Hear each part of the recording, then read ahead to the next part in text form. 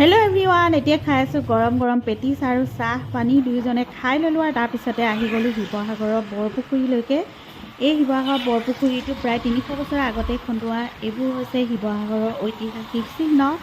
আৰু ইয়াৰ ওচৰে পাঁজৰে স্কুল আছে, কলেজ আছে, পাৰ্ক আছে, আৰু লগতে অকণমান আগলৈ গৈ শিৱসাগৰৰ কোৰ্টখন আছে।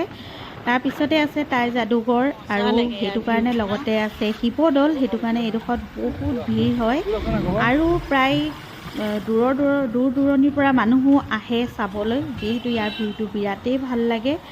আৰু ইয়াৰ পাৰে পাৰে পানী বটলৰ দোকান, আৰু লগতে আছে পানী পুৰি আৰু আইচক্ৰীম। এই সকলোবোৰ খাই খাই ছোৱালীবোৰে ৰীল বনায় আৰু লগতে চেলফি লয়। আৰু যিহেতু স্কুল কলেজলৈ আহিয়ে থাকে নহয় জানো, লগতে এয়া শিৱদৌলৰ গোটেই ভিউটো কিমান ধুনীয়া লাগিছে চাওকচোন। আৰু তাৰ কাষেদিয়ে সোমাই যাব পাৰি শিৱসাগৰ টাউনলৈকে। আমি কিবা এটা কিনিবলৈ আহিছোঁ। ইয়াৰ পিছৰ ব্লগটোত